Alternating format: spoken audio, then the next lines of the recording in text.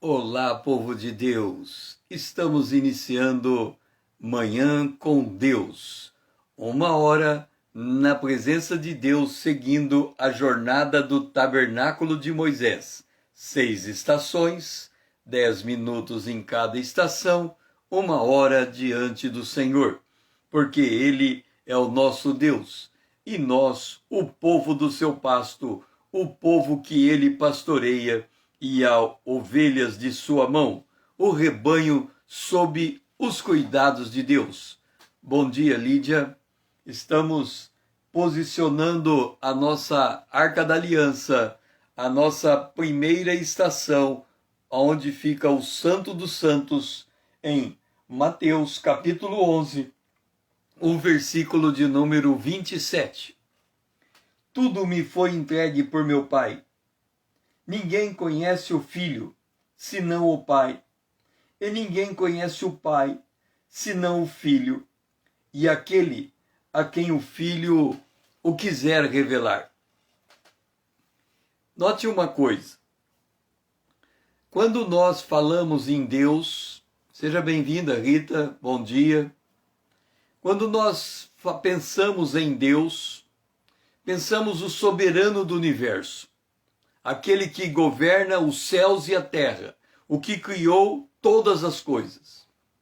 Quando nós entramos na intimidade de Deus, nós discernimos Deus o Pai, Jesus Cristo o Filho, o Senhor, e o Espírito Santo, a Trindade.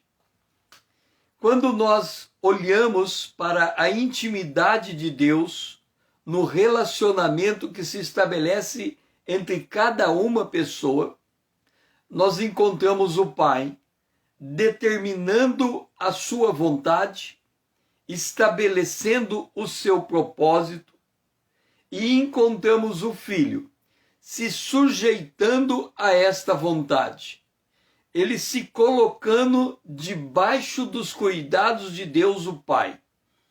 E aí diz Jesus: tudo me foi entregue por meu Pai. Imagine você o seguinte: aqui tem o Pai atrás de Jesus, aqui tem Jesus diante de nós. Nós olhamos para Deus o Pai e queremos algo do Pai, mas nada pode ser alcançado do Pai se não passar pelo Filho. É por isso que Jesus disse: ninguém vem ao Pai, e ele coloca nessa condição, quer dizer, ninguém vai ao Pai sem passar por mim.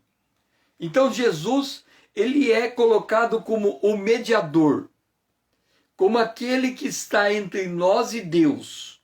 Não há como nos relacionarmos com Deus sem conhecer Jesus. E Jesus disse: ninguém conhece o Filho senão o Pai.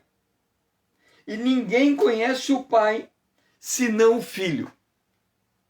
O Pai vive para o Filho, o Filho vive para o Pai, o Filho é o unigênito do Pai. Paulo, irmão Paulo, seja bem-vindo. Sabe aquela situação do filho primeiro, o filho primogênito, o queridinho do papai, e que os outros filhos ficam enciumados por causa do posicionamento do filho perante o pai? Sabe quando Jacó amou Raquel, mas ele teve que casar com Lia?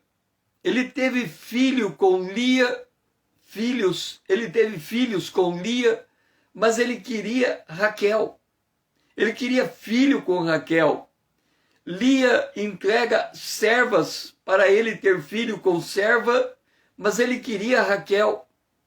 Raquel não podia ter filho porque Raquel era estéril. E num dado momento Deus cura Raquel, Raquel tem um filho e ele se chama José. Ele se torna o filho precioso de Jacó. Jacó faz vestimentas próprias para aquele filho.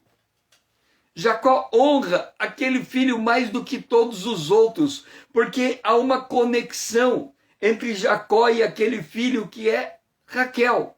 Há uma conexão entre Jesus e Deus o Pai, que é o Espírito Santo. E o pai honra o filho, e o filho honra o pai. E aí diz, o pai conhece o filho. Ninguém conhece o pai senão o filho e aquele a quem o filho quiser revelar. Somente Jesus pode nos revelar o Pai. Somente Jesus pode nos fazer entender o amor do Pai por nós. Quando nós olhamos para Jesus na cruz, quando nós olhamos para o seu sofrimento, a sua dor, quando nós olhamos o que ele suportou por causa de nós, somente Jesus pode revelar o Pai. Então, quando nós chegamos nessa manhã com Deus, o nosso propósito é também e principalmente conhecer Jesus, é ter um relacionamento com o nosso irmão mais velho, é saber que ele se colocou em nosso lugar, ele viveu a nossa vida para que nós pudéssemos viver a vida dele. Ninguém conhece o Pai, senão o Filho. O que significa isto? Significa que Jesus é uma fonte aonde nós temos que ir para buscar o conhecimento de Deus. Jesus é o centro do universo. Significa que nós buscamos muitas coisas que consideramos importante. Quando sairmos para esse dia, nós achamos que é importante o almoço e vamos fazer o almoço, achamos que é importante o trabalho e vamos trabalhar, achamos que é importante cuidar de nossos filhos e vamos cuidar, mas nada é tão importante quanto conhecer Jesus, porque é a única maneira que podemos conhecer Deus.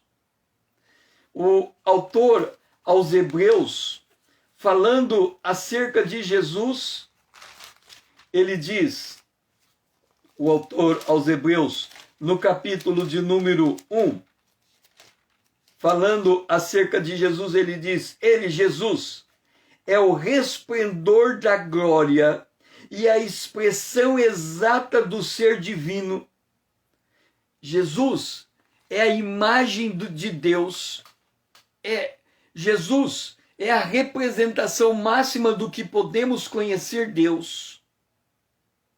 Jesus é a expressão do amor de Deus que é faceado para o nosso lado, que nos torna, que nos faz possível conhecer a eternidade, conhecer a vida, conhecer qualquer coisa.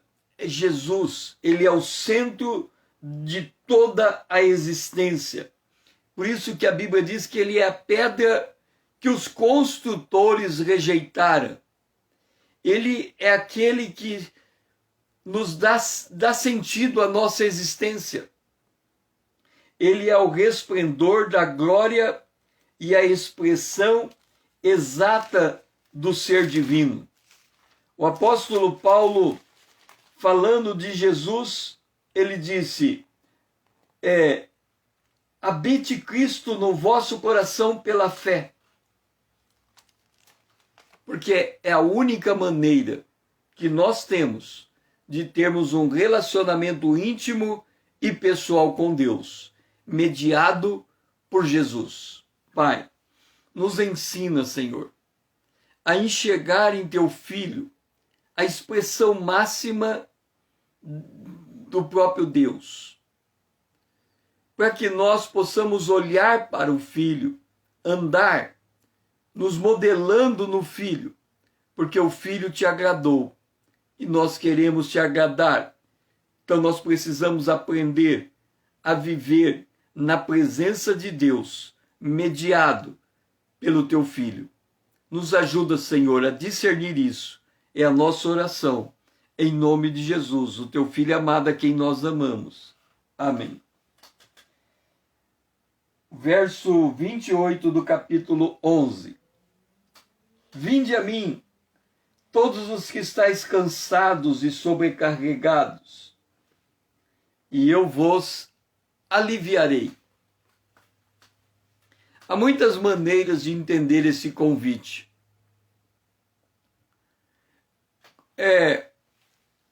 Quando você vai fazer uma entrevista de emprego,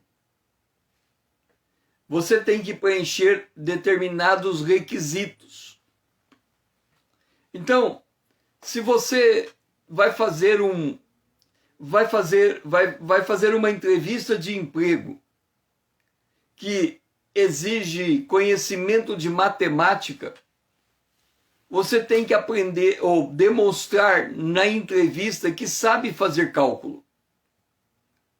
Se você vai para uma entrevista de emprego que precisa falar a língua inglesa, você precisa conversar em inglês para fazer prova. E quando você preenche os requisitos colocados ali na entrevista, as condições para exercer aquele cargo, quando você preenche aqueles requisitos, você pode ser contratado.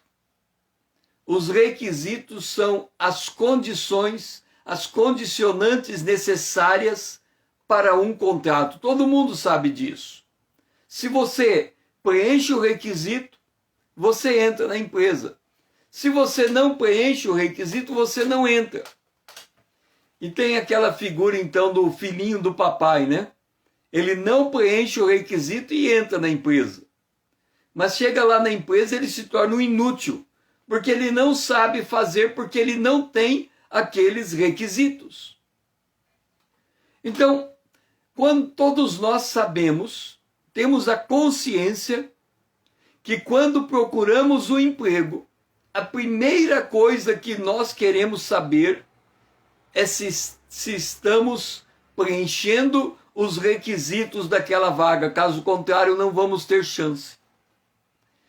Qual é o requisito necessário para chegar até Jesus? Ele faz um convite. Venha a mim. E ele dá o requisito. Você que está cansado e sobrecarregado. Esse é o requisito. Ou estes são os requisitos.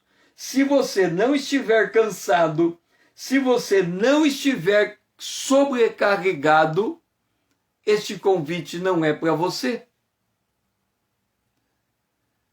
O que significa preencher esse requisito? Significa você chegar à conclusão que a única solução para a situação que você está vivendo é em Jesus. Note uma coisa, nós terminamos de ler que o Pai entregou tudo para o Filho. O que é esse tudo? Porque quando nós consideramos o tudo, nós olhamos a vida da seguinte maneira: estou eu aqui e eu preciso de um prato de comida. Então, eu olho para Deus e digo: Deus, me dá um prato de comida para eu comer. Olha só, o prato de comida está aqui. Eu quero comer. Deus, dá-me um prato de comida para eu comer. Então, tudo que eu vou pedir a Deus, se eu estou aqui e eu preciso estar na minha frente, então eu vou pedir o que está na minha frente. Eu vou pedir uma casa, eu vou pedir um prato de comida, eu vou pedir um livramento, eu vou pedir para vencer uma causa. Tudo que a gente pensa em pedir para Deus é algo que está fora de nós.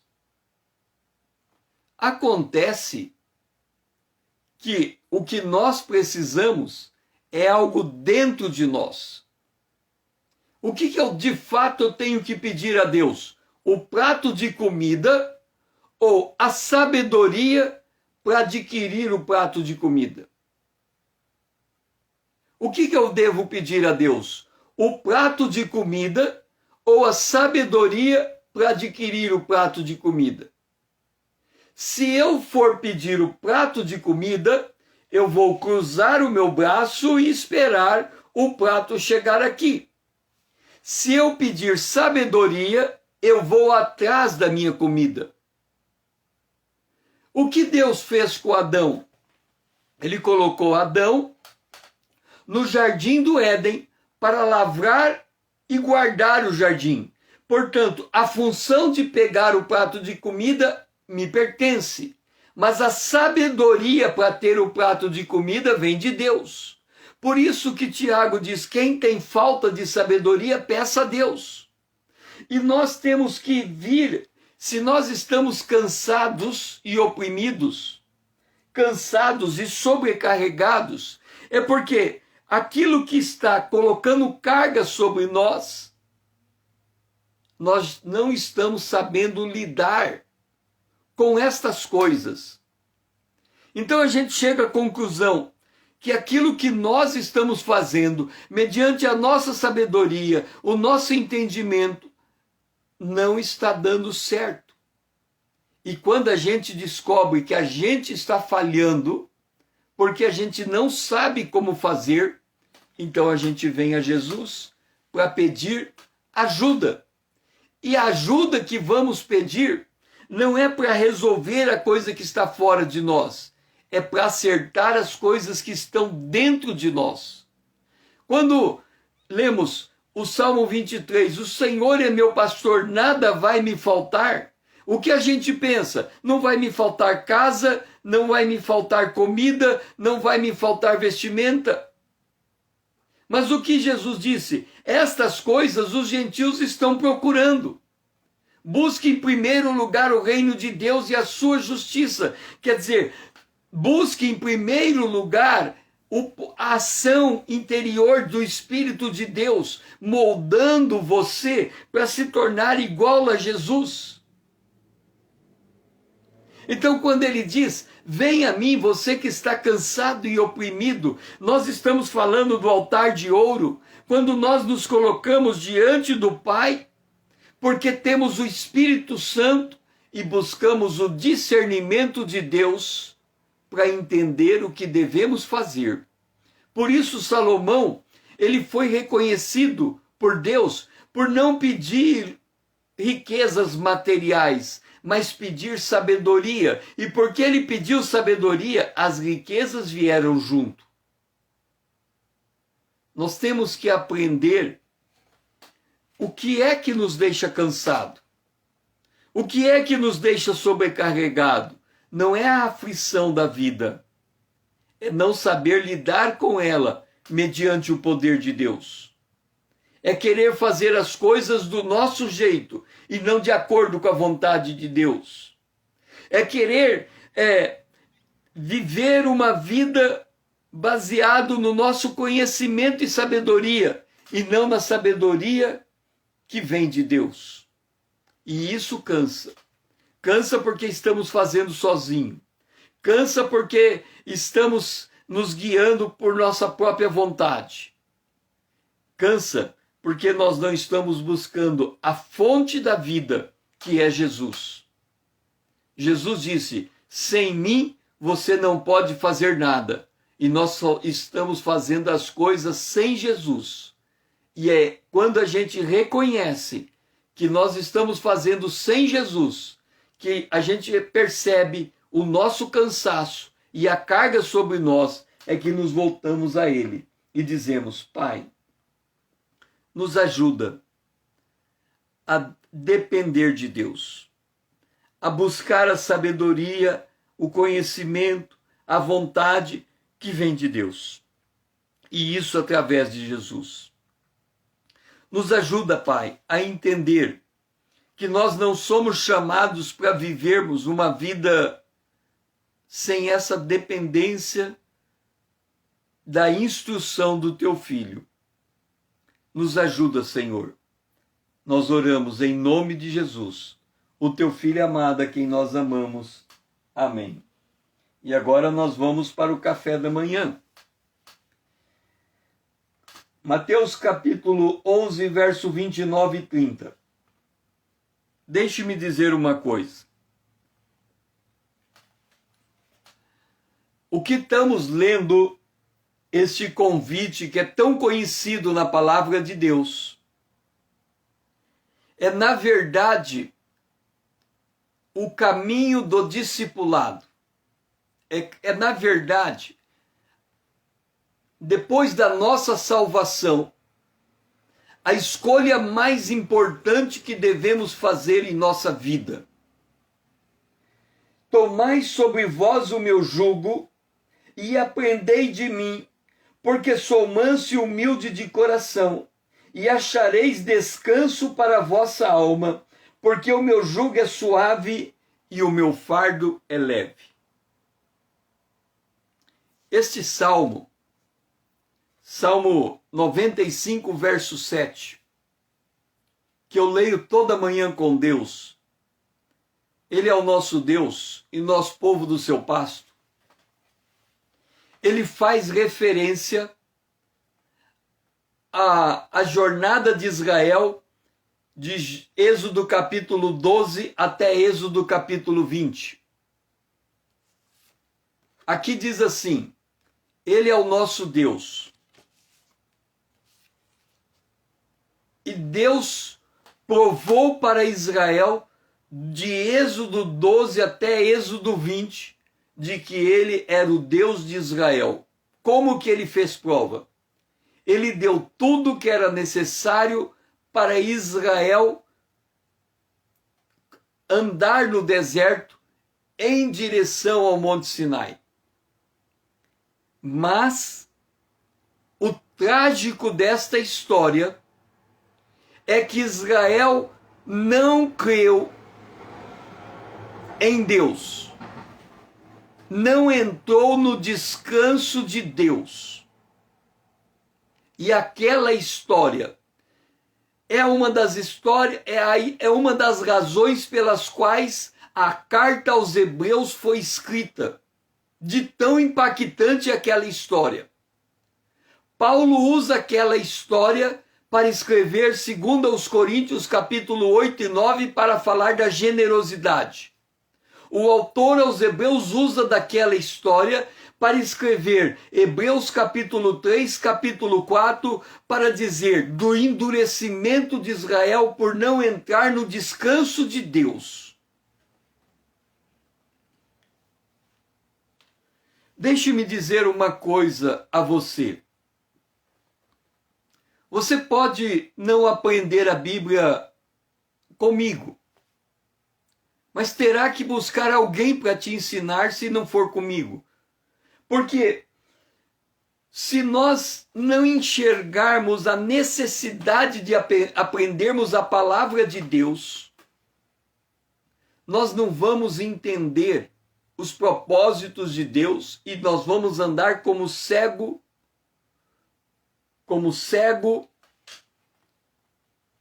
neste mundo. Na década de 80, eu tive um sonho.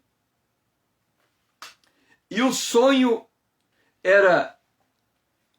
Eu vi um ônibus e as pessoas que estavam dentro do ônibus estavam todas vestidas de branco.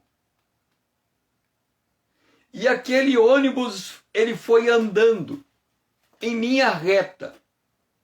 O que aquelas pessoas vestidas de branco não perceberam é que aquele ônibus estava andando em direção a um muro. E ele bateu de frente do muro, de frente no muro. E quando eu olhei para dentro do ônibus, as pessoas que estavam vestidas de branco estavam feridas e sangrando. Aquele sonho, A revelação dele foi que o motorista do ônibus era um cego dirigindo cegos. E os cegos que estavam dentro daquele ônibus, eram salvos, lavados e remidos pelo sangue do Cordeiro, porque estavam vestidos de branco, mas estavam dormindo, não percebendo que o motorista do ônibus estava levando eles ao encontro de um muro. Jesus disse: aprenda de mim, eu sou manso e humilde, aprenda de mim, para não sermos cegos, como cego em tiroteio, não sabe de onde a bala vem. Então nós não podemos entrar em uma viagem cujo destino é um acidente. O que significa isto? Significa que nós temos que fazer uma escolha consciente em nossa vida, que não vamos passar um dia sequer sem aprender algo de Jesus, porque tudo que Deus tem foi colocado em Jesus, e se não conhecermos Jesus, nós não temos nada de Deus. Isto é muito sério, porque esta escolha é a escolha para entrar no descanso de Deus que Hebreus fala no capítulo 13 e no capítulo 4. E ele diz hoje, se você ouvir a palavra de Deus, não endureça o seu coração, como eles fizeram em Massá e Meribá, que é o capítulo 17 de Êxodo. Eles endureceram o seu coração. Nós temos que fazer uma escolha. E a escolha que temos que fazer é: vamos aproveitar todo o nosso tempo útil para conhecer Jesus, para andar com Ele, para nos preparar para a volta dEle, para não sermos como cegos, sendo guiados por cegos. Paulo diz: desperta você que está dormindo, levanta de entre os mortos e Cristo vai esclarecer você. Nós precisamos clarear o nosso entendimento do momento em que nós estamos vivendo, porque os dias são maus. Nós não sabemos quanto tempo ainda temos de liberdade. Nós não sabemos quanto tempo temos a Bíblia em nossas mãos para folhear com liberdade. Da noite para o dia, as coisas podem mudar. Da noite para o dia, a trombeta pode soar. E quem não tiver o azeite, não vai subir. Então, a prioridade máxima desses últimos dias é aceitar o convite de Jesus. Tome o meu jugo, aprenda comigo, e você vai achar o descanso da sua alma.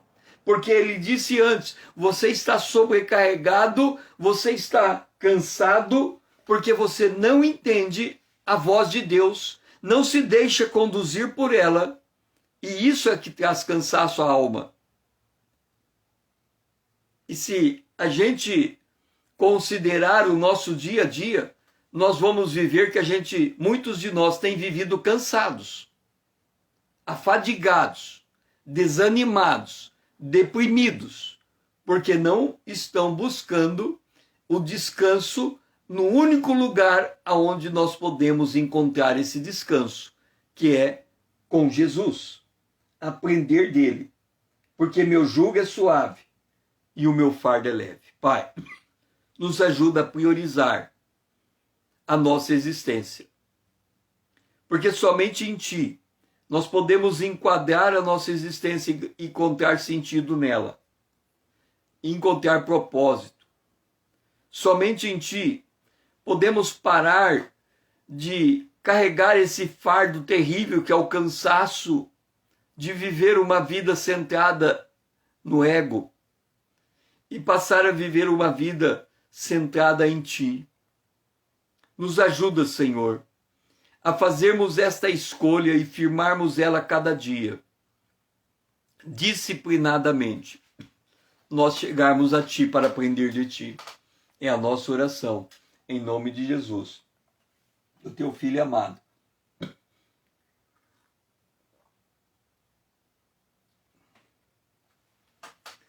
A coisa que mais nos ocupa é ganhar o pão de cada dia. É a coisa que mais ocupa o nosso dia. A gente trabalha 8 horas por dia. Isso porque a gente é assalariado, né? O empreendedor, o dono de uma empresa, às vezes ele trabalha bem mais do que nós, 10, 12 horas por dia. As preocupações dele é bem superiores à nossa.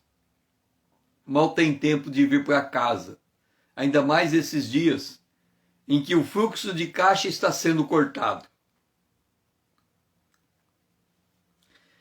Existe um grupo profético em Israel. Eles adotam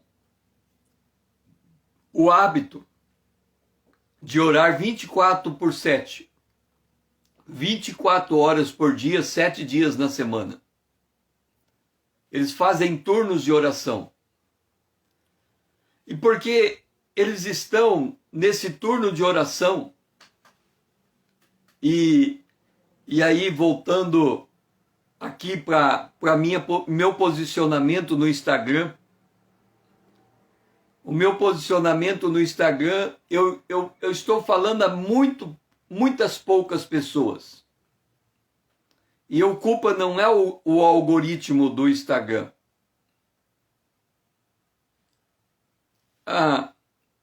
Uma das razões porque eu falo para tão poucas pessoas, primeiro, porque poucas pessoas me conhecem.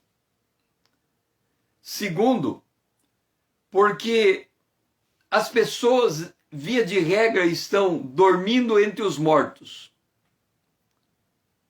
Não estão apercebendo os dias que estamos vivendo. Não têm o devido discernimento profético desse tempo. Não conhecem a Bíblia ao ponto dela ser lâmpada para os seus pés. De minha parte, eu dediquei a minha vida em estudar a Bíblia e conhecer os caminhos de Deus. E hoje eu estou aqui transmitindo aquilo que eu aprendi do Senhor. Este grupo que está lá em Jerusalém, orando 24 horas por dia, 7 dias na semana, eles têm uma visão profética do mundo. E a visão que eles têm é a visão daquilo que eu estou transmitindo nos acampamentos de Israel, quando Deus vai até o Egito, envia 10 pragas sobre o Egito para Faraó abrir mão do povo de Deus, para o povo de Deus sair do Egito e ir para Canaã. Deixe-me dizer uma coisa, presta atenção. Deus chama Moisés para ir tirar o povo do Egito, mas o Faraó diz, eu não vou deixar. Deus envia 10 pragas e o Faraó cede. O mundo jaz no maligno. Os governantes mundiais estão debaixo da influência do maligno. Nós não temos que lutar contra a carne e sangue, mas principados, potestades, dominadores. Principados são aqueles anjos malignos que dominam nações. O príncipe da Pérsia tentou impedir o anjo de Deus trazer resposta a Daniel. Então, estes grandes governantes mundiais, junto com o poder de Satanás, eles estão trabalhando em um único objetivo. Presta bem atenção. O único objetivo. Qual é esse objetivo, César? Esse objetivo está escrito em Apocalipse capítulo 12. Satanás está diante da mulher para tragar o filho que vai ser arrebatado. Significa que existe um impedimento, uma trave nesse mundo para impedir o arrebatamento da igreja. Entendam, os governantes desse mundo trabalham dioturnamente para impedir que a igreja seja arrebatada. O que Deus está fazendo nesses dias? Quando você tem uma batalha, uma guerra, entenda isto, Deus é general de guerra. Quando você tem uma guerra e o teu inimigo é muito poderoso e o teu inimigo está impedindo você alcançar o teu propósito, o que se faz quando um general resolve enfrentar um exército poderoso? Ele tem que cortar a comunicação, a fonte de recurso, a fonte de alimento. Então, esse grupo lá em Israel, eles dizem que Deus está nesses dias cortando o poder econômico das nações. Ele está enfraquecendo os poderosos mediante o impedimento do desenvolvimento econômico. Ou seja, Deus está agindo nesses dias, levando os governos à bancarrota, a quebrar, para quebrar o orgulho e a altivez do homem, para que este homem que está impedindo a igreja de ser arrebatada se volte para cuidar da sua vida e libere a igreja para ir para casa. Vocês entenderam? E isso tem impacto sobre a nossa vida.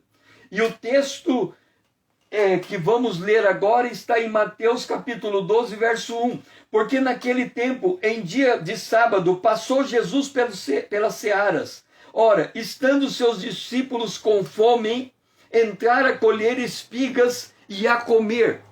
Significa que nesse dia em que as nações estão sofrendo bancarrota, quebrando, o desemprego está se multiplicando, Deus tem uma provisão para o seu povo.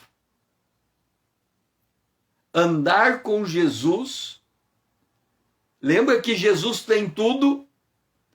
O discípulo que anda com Jesus, ele vai ter a espiga para comer no tempo em que ele estiver com fome. Enquanto que o mundo vai estar desesperado, porque vai se multiplicar os desempregados, a fome vai campear o mundo, e nós vamos ver morrer mais gente de fome do que da enfermidade da pandemia. E Deus está fazendo isso no mundo, como ele fez com Faraó. Ele mandou as pragas sobre Faraó, para Faraó ceder e abrir caminho para o povo de Deus sair. Deus está mandando essas pragas no mundo, essa quebradeira no mundo, para os governos cederem e permitir o povo de Deus ser arrebatado. Pai, nos ajuda a entender que Jesus tem tudo, inclusive a provisão para a gente comer. inclusive o que comer, o que beber e o que vestir. E que a gente entenda, Senhor, que se nós não estivermos firmados em Jesus e aprendermos dele e andarmos debaixo dos seus cuidados, nós não vamos suportar a aflição que está vindo sobre este mundo. Nos ajuda, Senhor, a entender isto. É a nossa oração, em nome de Jesus, o teu Filho amado, a quem nós amamos. Amém.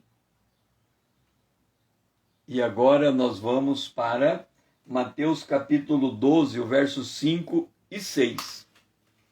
Ou não leste na lei que aos sábados os sacerdotes no templo violam o sábado e ficam sem culpa? Pois eu vos digo, aqui está quem é maior que o templo. Entenda uma coisa. Vamos entender a sequência do que estamos falando. Primeiro, a Bíblia diz que Jesus tem tudo o que pertence ao Pai. Deus, o Pai, entregou tudo nas mãos de Jesus, ok? O que envolve esse tudo? No verso 12, no capítulo 12, verso 1 diz: estando os discípulos com fome. O que envolve esse tudo? A tua comida, o teu prato de comida. Aqui, literalmente, eles estavam com fome e precisavam de espiga para comer. Aonde estava a espiga? Jesus está andando no campo, andando na estrada, da mesma maneira como nós andamos na estrada quando a gente vai de uma cidade para outra.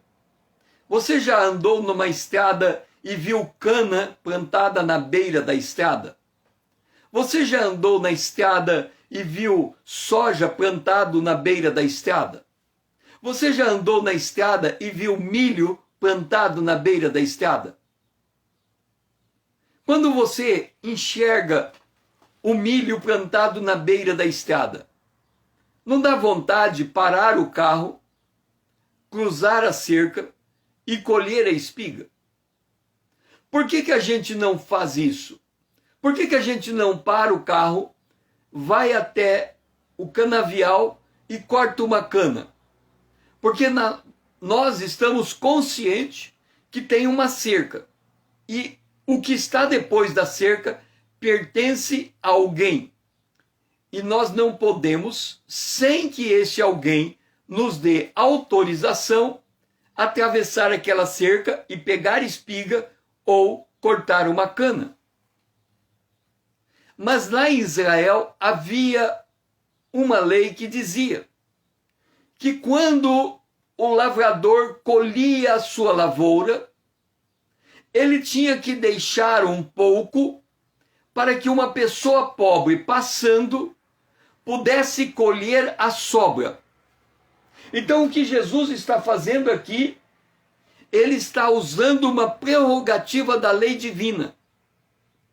Era possível andar numa estrada, ver um milharal, parar diante dele, colher o que a gente pode colher e comer. Estava previsto no Antigo Testamento.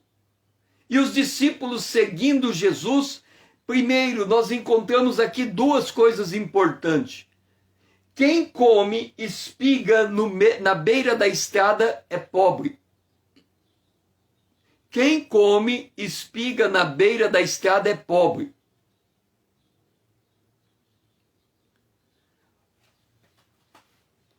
Jesus se fez pobre para que pudéssemos ser ricos.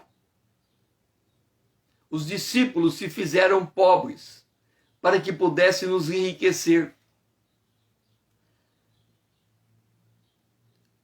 E aí chega uma questão. Os fariseus, vendo isso, disseram: eis que teus discípulos fazem o que não é lícito fazer no sábado. Vem uma questão religiosa envolvida naquilo que Jesus está fazendo com os discípulos. E Jesus vem e diz: eu sou o Senhor do sábado. significa que no mundo em que estamos vivendo, a nossa fé vai ser questionada. E se nós não conhecermos a palavra de Deus, nós não saberemos dar razão à nossa fé. Mas a nossa fé está ligada também à nossa existência. Significa que os homens dizem, olha, está ali o trigo, o milho, para na beira da estrada e pega o milho. Mas aí vem a lei e diz assim, não pode pegar o milho no sábado. Significa que as fontes de provisão estão ficando cada vez mais difíceis.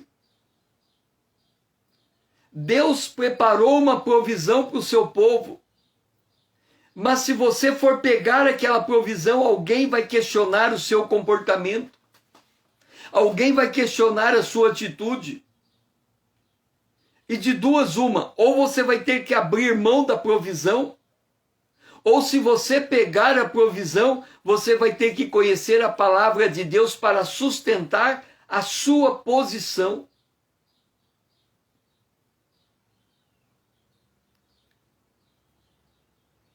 Jesus, ele é o Senhor do sábado.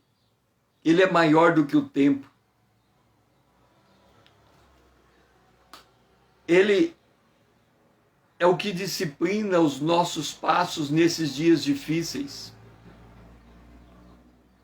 Para os discípulos ter que pegar espiga no campo, é porque não havia muita coisa por fazer. O mundo está fechando. Pessoas estão ficando desempregadas. Elas estão ficando sem opção. Pessoas estão ficando enfermas. Elas estão ficando sem opção. Isso está trazendo um desespero muito grande. Tem muito crente com medo de morrer, porque ele está ficando sem opção. A batalha dos últimos dias está se tornando mais renhida, mais violenta.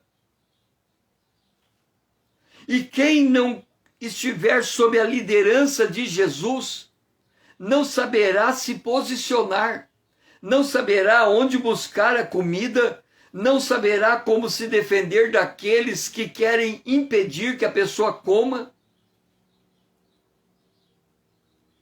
É por isso que a Bíblia diz que a nossa luta não é contra a carne nem contra o sangue, mas é contra principado, potestade, dominadores e hostes espirituais malignas, e que nós temos que nos revestir de toda a armadura de Deus para poder suportar o dia que é mau.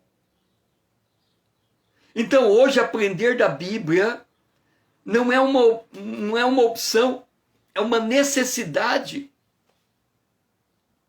Aprofundar na Bíblia não é uma opção, é uma necessidade urgente e premente.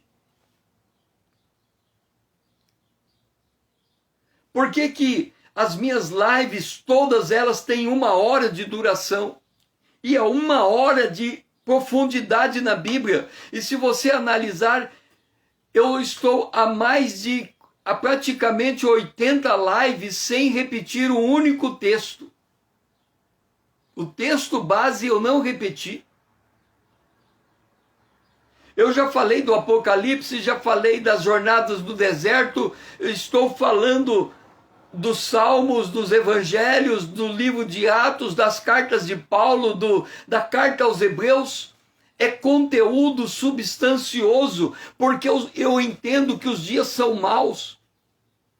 E não é hora de dar papinha.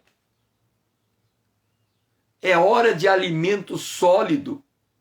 É hora de termos profundidade na Bíblia. É hora de conhecermos a palavra da verdade bem manuseando para fazer frente a um desafio que jamais houve na história da humanidade desafio igual. Quando a gente faceia cara a cara com o anticristo, com a besta e com o falso profeta e com a besta escarlate. Pai, nos ajuda a entender que estes são dias maus.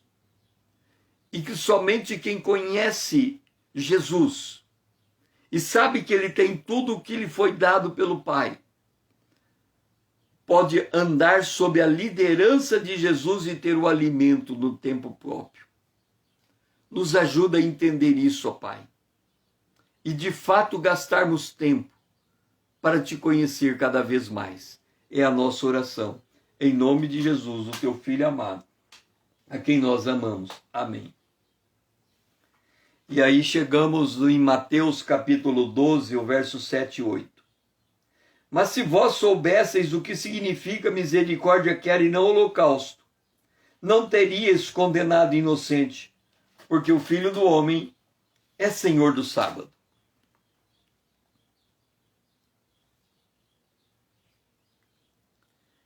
Deixe-me dizer uma coisa. Eu trabalhei muitos anos com aconselhamento e ouvi centenas de histórias.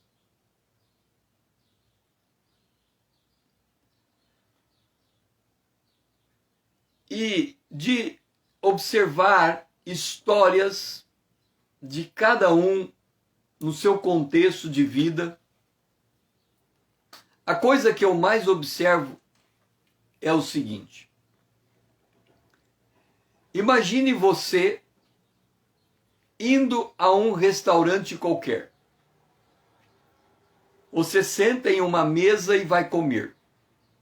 Do lado de você senta uma família, o pai, a mãe, os filhos, uma família. E você olha para aquela família sentada naquela mesa e você ouve as risadas deles conversando entre si. E você olha para aquela família do teu lado e você diz assim: que família feliz. Você ouve as risadas, aquelas falas altas. No entanto, um membro daquela família, ou todos, quando saem daquele restaurante e chegam na sua casa e fecham a porta, a situação muda da água para o vinho. E aquela família que está ali sentada no restaurante, toda feliz, conversando entre eles, parece que é o céu na terra. Quando eles fecham a porta do lar, vira o inferno na terra. O pai pode ser alcoólatra, o filho pode ser drogado, a mãe pode ser estéril, não conseguem sustentar uma conversa sem um ofender o outro.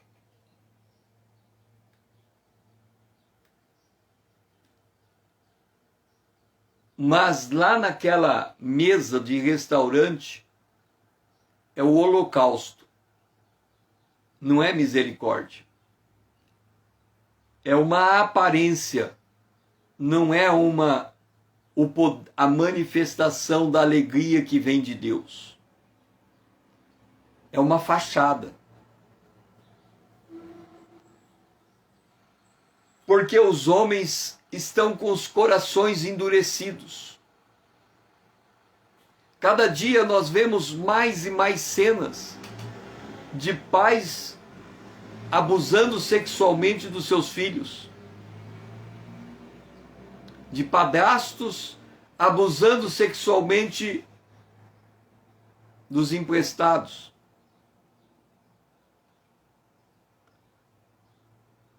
A malignidade está tomando conta do coração do homem de tal maneira que deveria ser publicada uma lei que toda casa, toda residência, todas as janelas deviam estar abertas e todas as portas também. Porque muitos lares estão se tornando cativeiro.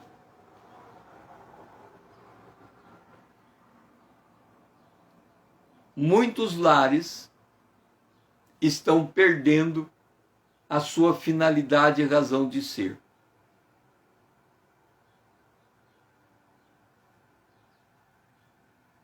A situação está ficando tão caótica que o Estado está intervindo nas famílias, sendo obrigado a retirar as crianças da guarda dos seus pais, para proteger as crianças dos seus pais.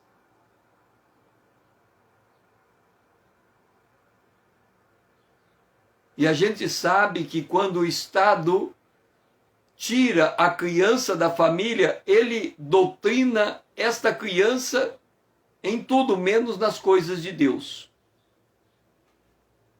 Mas as famílias também estão perdendo contato com Deus. E aí Jesus vem e diz: olha, é misericórdia que eu quero. É coração sensível que eu quero. É coração humano que eu quero. É quem ama que eu quero. Não é esse tipo de coisa que está aí. Não é esta imposição, esse legalismo, essa fachada. Porque os fariseus passaram a viver por fachada. O sábado ganhou primazia e por causa do sábado ninguém podia sequer matar a fome. E as pessoas estão vivendo por fachada. O que a gente vê naquele restaurante, naquela mesa, não retrata o que a gente vê quando a porta de uma casa se fecha. Dentro de uma porta de uma casa fechada, a gente encontra dor, a gente encontra amargura, a gente encontra tristeza, a gente encontra maltrato. É o mundo que nós estamos vivendo. Um mundo que carece da misericórdia, que carece da graça, que carece do amor, que carece do cuidado.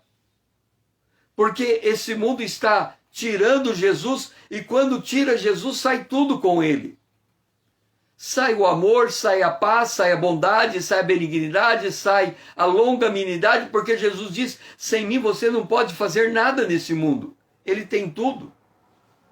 E a falta do relacionamento com Jesus endurece o coração do homem e cria esse tipo de vida.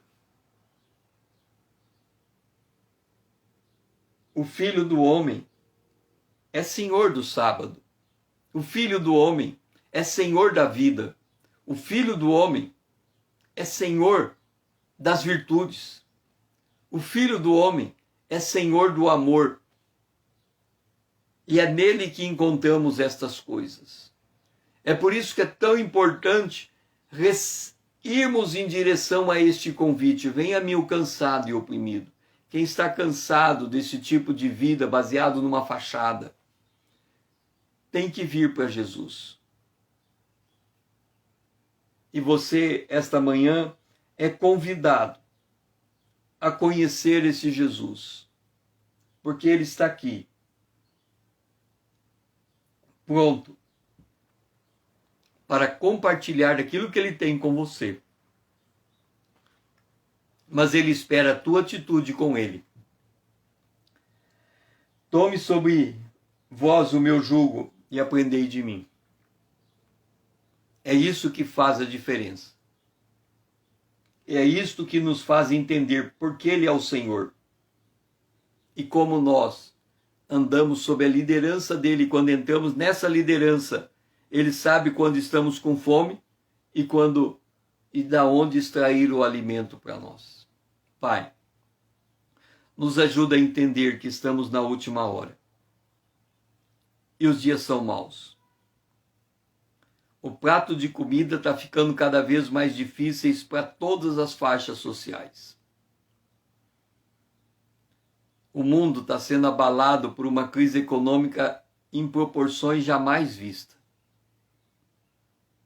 Mas o Senhor continua sendo o mesmo Deus, provendo de alimento o teu povo.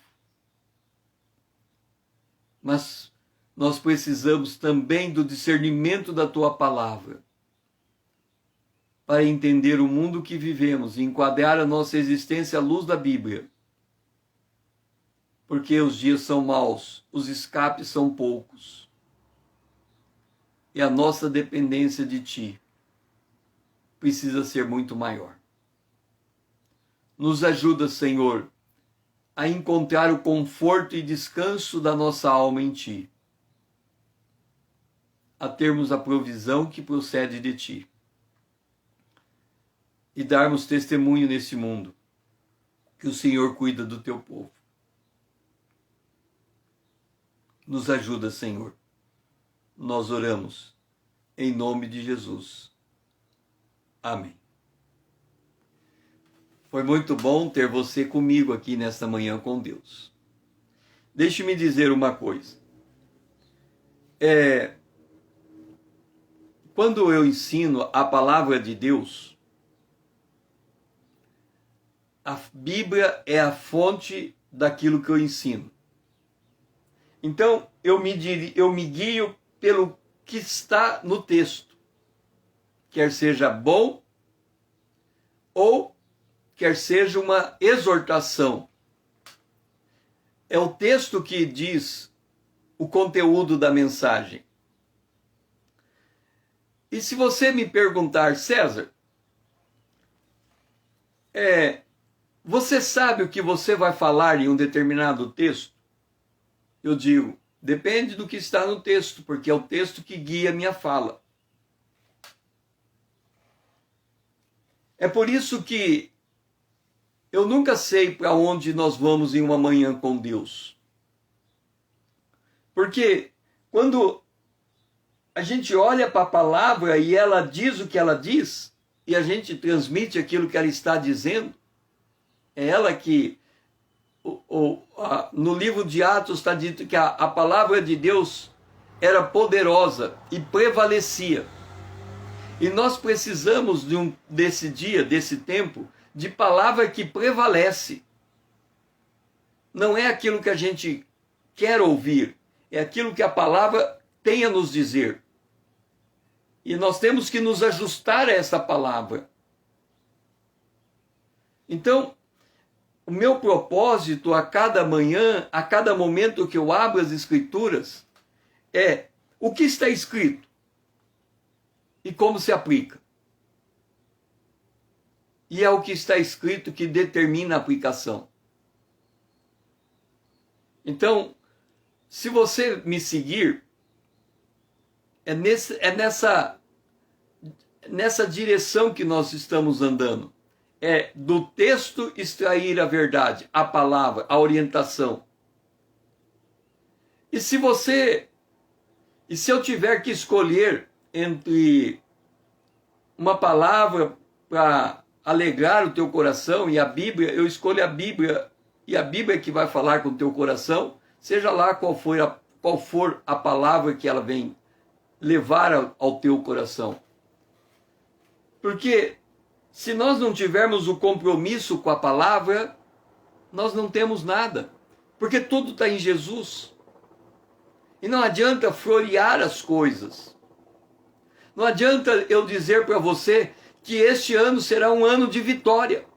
Porque a única vitória possível para o povo de Deus é ser arrebatado. Porque quando nós olhamos o que Deus fez com Israel e no Egito, com o Egito, para tirar o povo de Israel, Deus destruiu a economia do Egito. E não há porquê a economia mundial não ser destruída se o arrebatamento estiver aproximando. Mas enquanto o arrebatamento não acontece, talvez a gente vai ter que comer espiga na beira do caminho. As coisas não vão ficar mais fáceis. E se a gente não tem o discernimento da Bíblia, por que as coisas são como elas são, nós podemos nos iludir com uma falsa esperança que o mundo vai melhorar. Mas, na verdade, o mundo pode piorar. Agora a trombeta pode tocar. E antes de ser o dia da tentação que vai vir sobre toda a humanidade, Deus vai tirar o seu povo. Então, entre me preparar para tentar melhorar o planeta e me preparar para ir embora para casa, é melhor preparar para ir embora para casa. É nesse sentido que eu convido você a me seguir nessa conta. A ser meu seguidor dentro do Instagram. A pegar este vídeo que está sendo publicado hoje e mandar para o máximo de pessoas possíveis. Me ajudem a levar essa mensagem mais longe. Salve essa mensagem, para que quando alguém precisar dela, você sabe aonde encontrar. E que o Senhor seja louvado. Que amanhã possamos estar aqui, às 6 horas em ponto, se o Senhor assim nos permitir.